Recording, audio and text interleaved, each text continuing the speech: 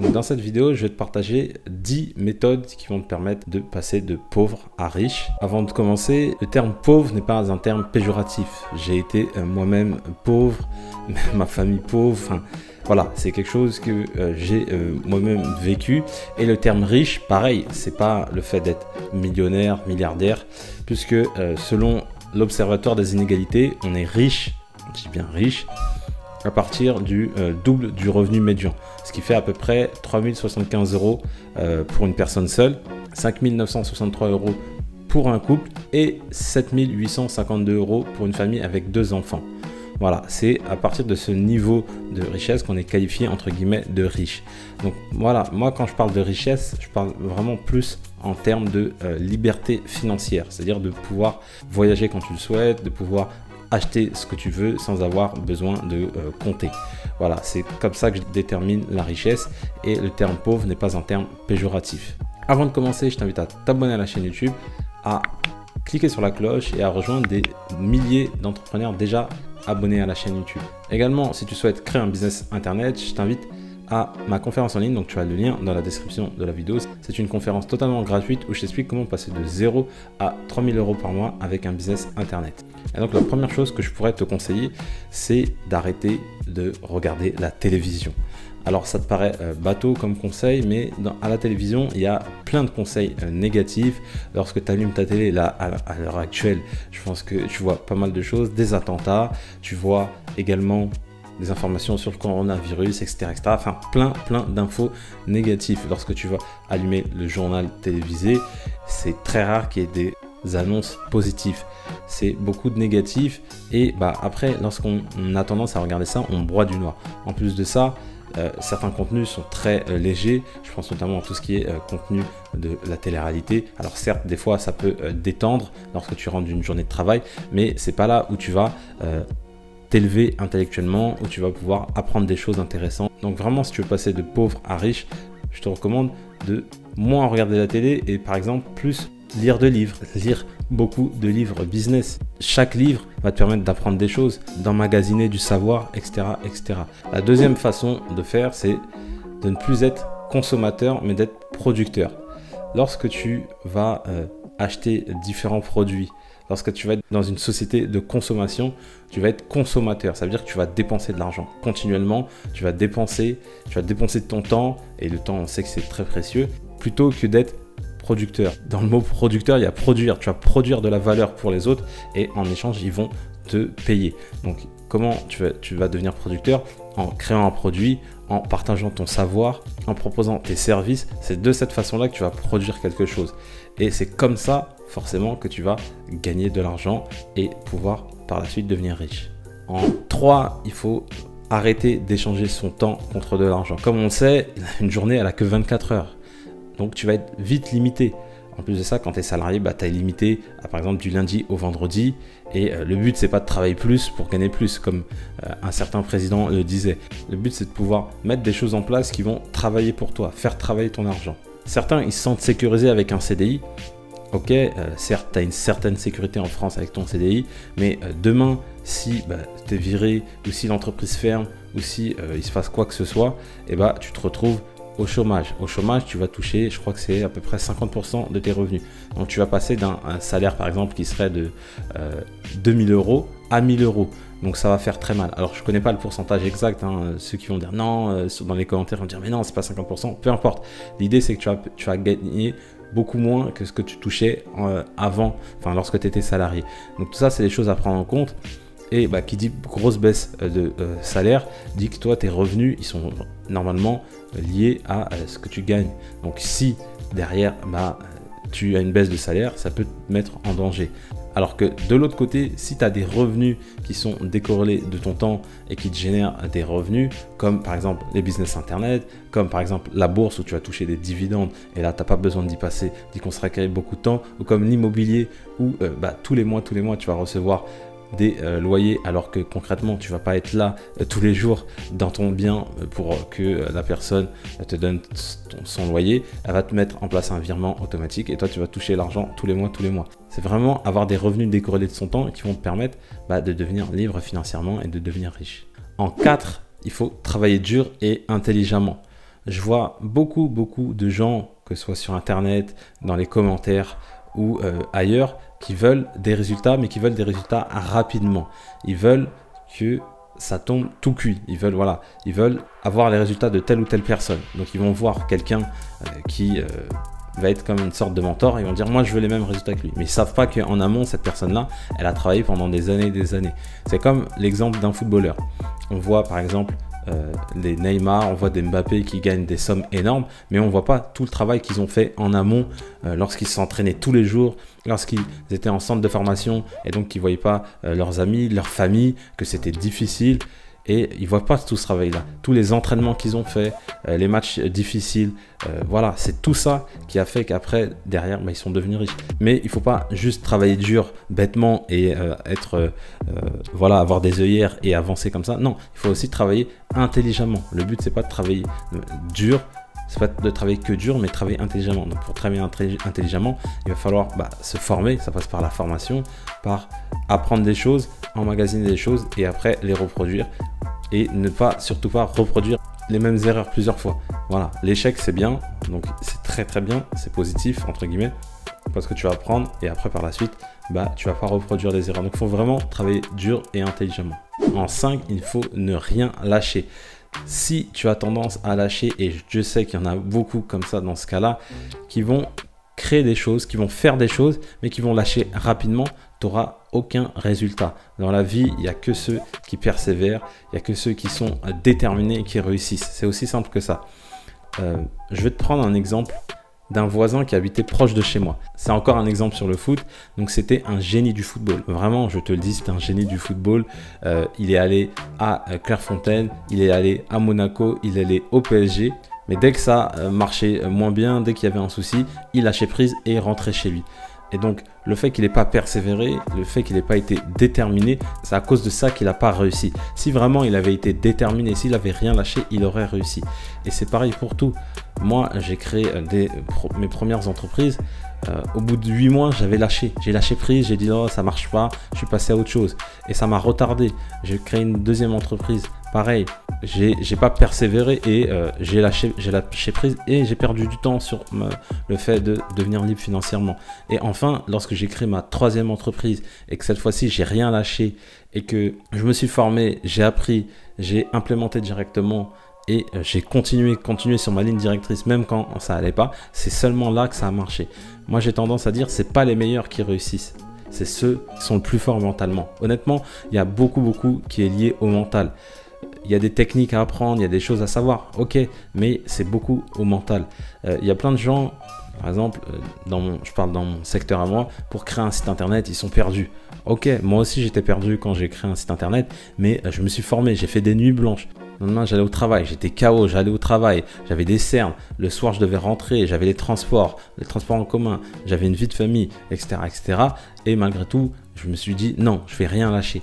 Voilà, donc certains par exemple vont trouver l'excuse de je peux pas monter ma boîte parce que je suis salarié et j'ai des enfants et ça me prend beaucoup de temps. Non, c'est faux. Il y a des mères célibataires avec 3 enfants qui arrivent à créer des vrais business, des vrais empires et qui réussissent. Donc ça, c'est des excuses. Et ça prouve juste que tu n'es pas déterminé à réussir, tu n'es pas persévérant, tu n'es pas prêt à fournir de gros efforts. Et enfin voilà, il n'y a pas de secret. Il faut fournir des efforts. Moi, comme je te le disais, j'avais mon emploi de salarié, j'avais mon entreprise, ça veut dire que mes journées, elles faisaient à peu près donc je me levais à 7h et je finissais de travailler sur mon entreprise à 23h, parfois minuit, 1h. Donc ma journée, c'était de 7h à 1h du matin. Donc j'ai fourni ces efforts-là pendant 2 ans et après ça a payé parce que je suis devenu libre financièrement. Mais il faut être prêt à ça, il faut être prêt à ça et il faut être déterminé, persévérant. En 6, ce qui est important, c'est d'avoir des objectifs définis. Certains, ils ont comme objectif juste de partir en vacances ou d'avoir une augmentation au travail. Il faut avoir des objectifs ambitieux et il faut vraiment viser haut. Voilà, même si tu as le quart de ce que tu as, c'est toujours ça de prix. Il faut viser haut et avoir des vrais objectifs. Et vraiment les définir. Moi, j'ai toujours au quotidien une to-do list d'objectifs en me disant voilà, je veux arriver à tel niveau de chiffre d'affaires. Je veux avoir telle chose, et pas que pour le côté business, hein, c'est vraiment sur la partie également personnelle. ou voilà, je veux acheter une maison, je veux acheter telle voiture, je veux faire telle chose. Et voilà, ça c'est un moteur au quotidien. Si tu n'as pas d'objectif dans la vie, comment tu te lèves le matin? Il faut des objectifs pour te lever le matin, des trucs qui disent ok, je vais y arriver, je vais réussir.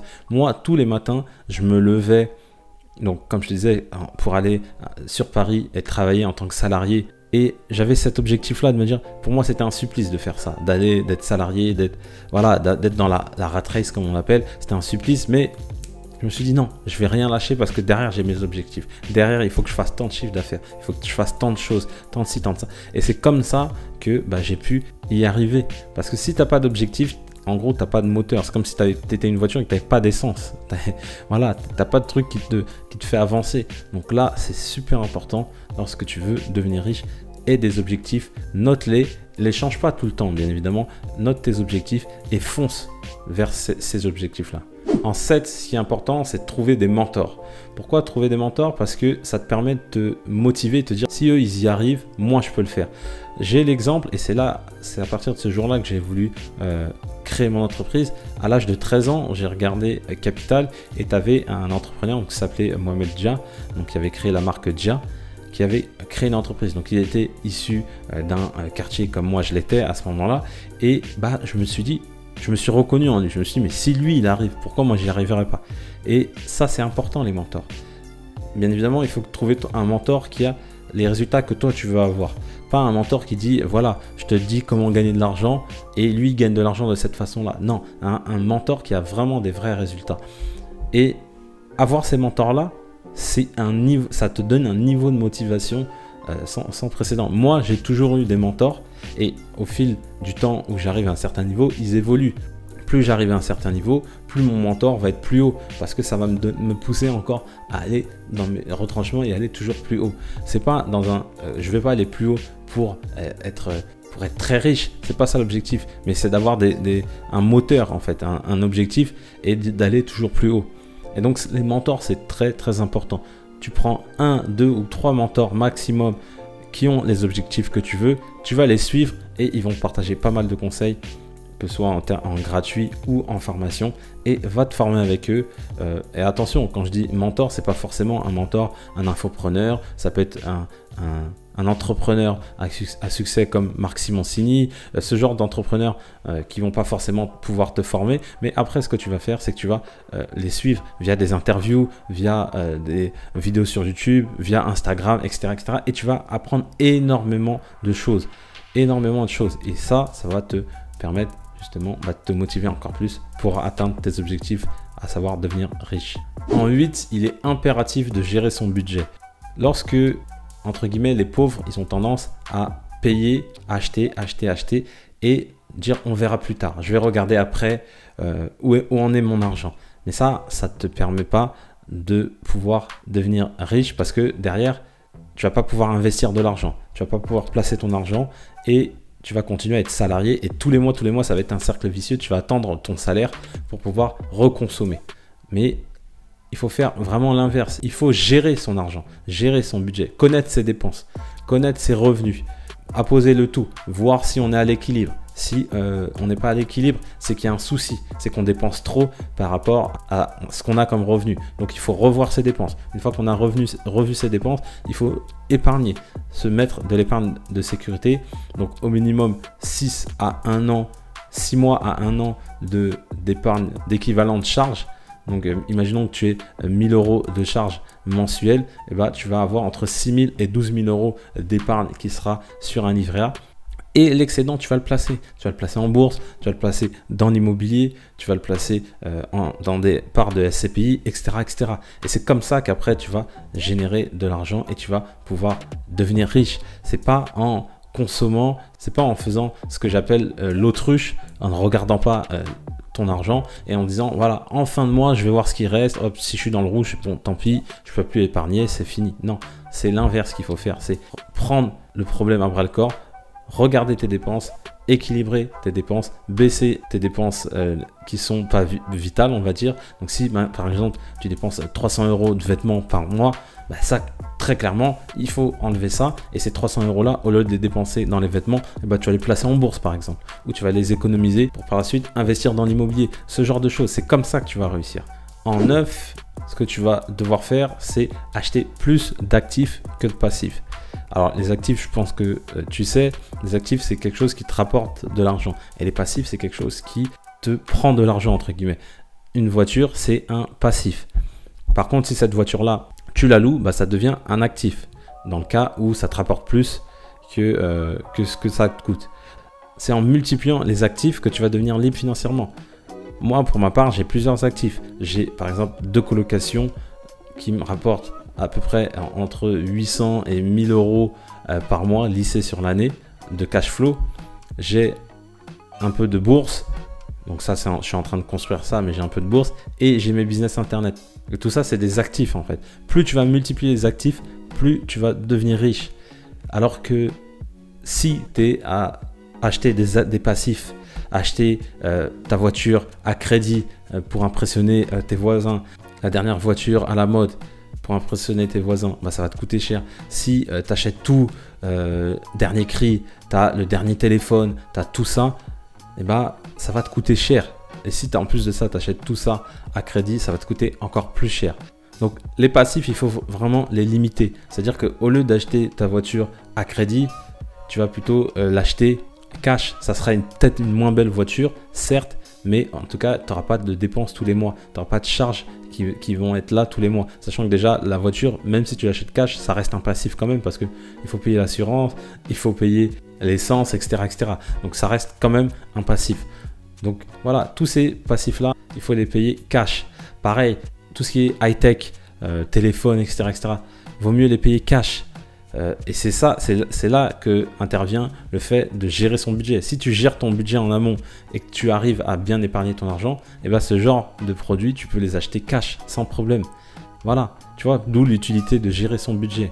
Et enfin, en 10, il va falloir continuer d'apprendre et de se former continuellement. Voilà, lorsque tu sors de l'école, tu sais des choses, mais il faut continuer. C'est pas parce que tu as fini l'école et que tu as un master ou quoi que ce soit que tu sais tout dans la vie. Non, il faut continuer à apprendre, il faut aimer apprendre, il faut se former sur différents sujets. Parce que ne pas se former sur différents sujets, ça peut te coûter cher. Juste avant, j'avais publié une vidéo où j'expliquais que tu as des footballeurs qui ont fait confiance à des personnes au niveau financier, qui ont placé leur argent et qui ont tout perdu. Imagine que si toi, tu avais des notions en finance, imagine si ces footballeurs, ils avaient des notions en finance, ils ne seraient pas fait avoir, ils n'auraient pas perdu d'argent. Donc vraiment, la connaissance, ça te permet vraiment de ne pas perdre d'argent. Donc ça, c'est vraiment une notion importante où il faut continuellement se former, apprendre des choses. Moi, un exemple, j'ai fait une licence pro marketing et commerce sur Internet, c'était en 2012.